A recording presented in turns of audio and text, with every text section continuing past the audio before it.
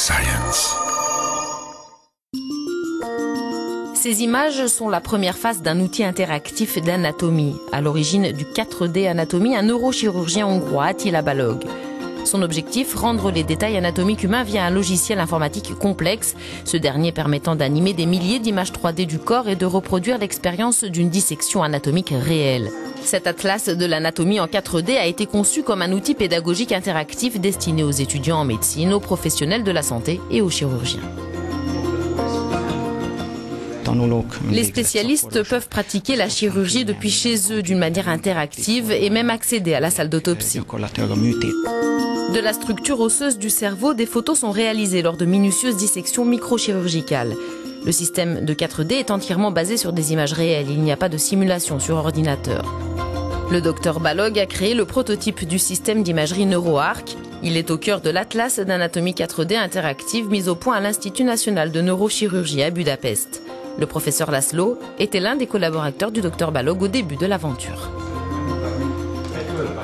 On peut aborder la zone chirurgicale sous tous les angles. Et comme la caméra se déplace le long d'un arc, on peut prendre des photos de n'importe quel endroit tout le long de cet arc. L'étape suivante consiste à arriver à déplacer cet arc de telle sorte qu'il soit capable de bouger non plus seulement sur un axe, mais tout autour de la surface d'une sphère. Lorsque l'appareil photo se déplace autour de la sphère, en fonction de ses paramètres de réglage, il prend des milliers de photos sous tous les angles. Et si nous mettons ces photos sur ordinateur, chacun peut alors les visualiser tout de suite.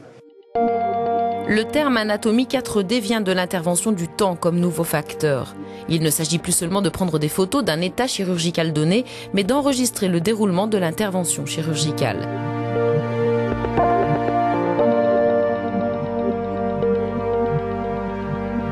La carte 4D Anatomie est publiée en modules. Les versions tête et cou sont déjà disponibles sur DVD et sur le net.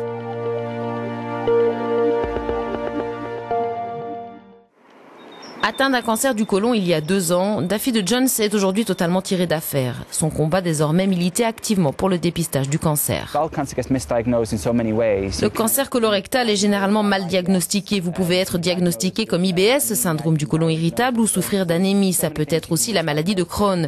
Autant de choses qui brouillent les pistes et qui rendent très difficile la détection d'un cancer du côlon.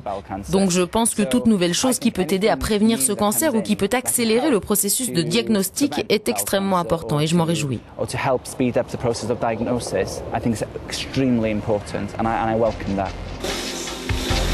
Cette forme de dépistage est la sigmoïdoscopie flexible, plus communément appelée flexisig. Placé dans le rectum et le gros intestin, un tube mince et sinueux est relié à une caméra qui permet de visualiser et diagnostiquer la paroi du côlon. Face à l'écran, le personnel médical surveille d'éventuelles excroissances douteuses ou des polypes. Si présents, ceux-ci sont alors éliminés avant qu'ils ne se développent en cancer du côlon. En Angleterre, ce nouveau test sera proposé à toutes les personnes âgées de 55 à 60 ans. Les résultats ont été tout à fait remarquables. Le mot révolutionnaire n'est pas souvent utilisé, mais nous l'avons employé ici. Ce que l'expérience a montré, c'est que le test de dépistage du cancer colorectal Flexiscope peut réduire l'incidence de la maladie d'environ 1/3 et peut diminuer de près de moitié le taux de mortalité lié à la maladie sur les personnes ayant eu recours à cette procédure de dépistage.